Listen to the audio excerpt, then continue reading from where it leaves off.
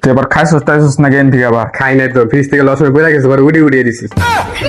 ভিডিওটা ফুল দেখবেন কারণ আসল মজা শেষে। এ মামা আইতাছে, ও মা মামা আইতাছে।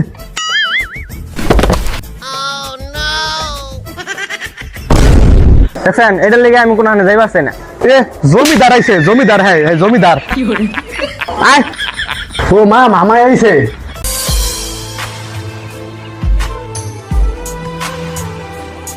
যাই বইবার করে আইতাছি আমি।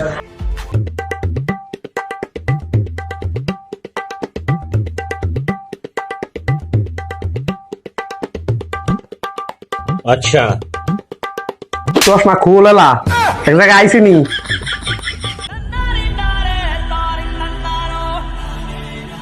বড় ভাই আইছেন?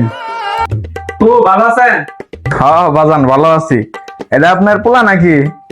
হে ছোট দেখছিলাম কলে ওইটা মুইতা দিতে, এই কত বড় হয়ে গেছে এখন। ফুপুরে সালাম দে। সালাম দিলাম তো। ও ভালো আছেন? এটা সালাম কয়।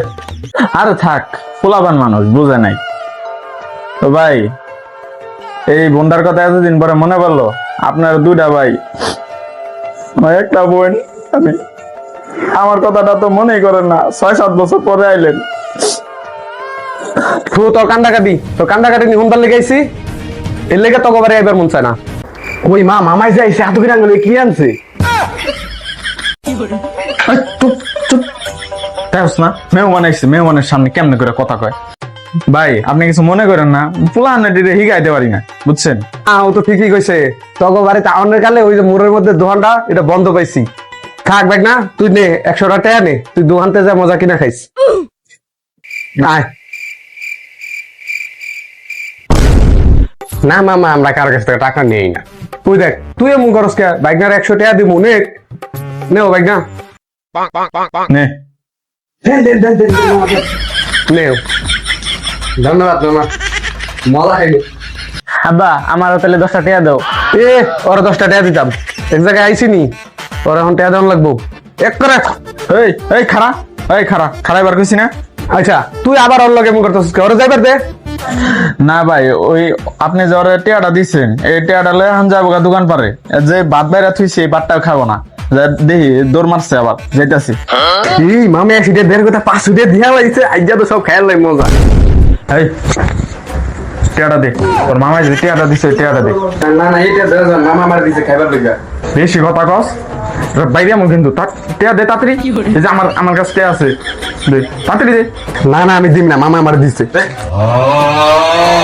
গোলামের পুতে 500 টাকা লয়ে যাবে, 500 টাকা খরচ করার তোর বয়স হয়েছে? এই যে ল, তোর এটা দিয়ে মজা খাইস। 500 টাকা পাচ্ছে আমি থাক মনে করো, জানি কত সরো সরো। এই গোলামের পুত কই যাস তুই? ওই যে ফ্রিজের ভিতরে দই আছে, তোর মামারে দই বাই করে দে তাড়াতাড়ি। তুই এবার খাইছিস টাইছিস না গেন থেকে আবার? খাই নাই তো, ফ্রিজ থেকে লস হয়ে পড়ে গেছে, পরে উড়িয়ে দিছিস।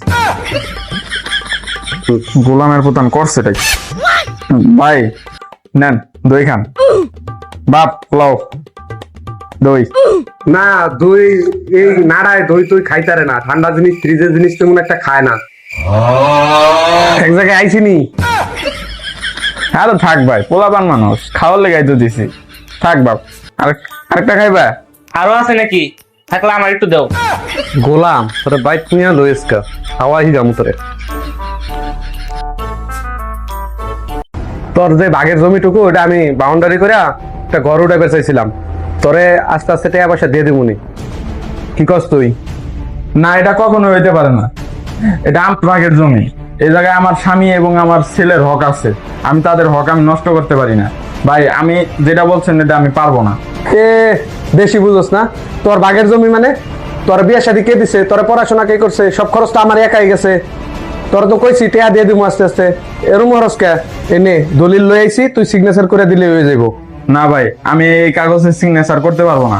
ঠিক আছে তোর সিগনেচার দেওয়া লাগবো না, তোর জমি কেমনে নেওয়া লাগে এটা আমি ঠিকই নিমু, এটা আমি বুঝমু। আর তুই কেমনে আমার জমিতে যাস, আর তুই তোর বাপের বাড়ি কেমনে যাস, এটা আমার দেখার আছে।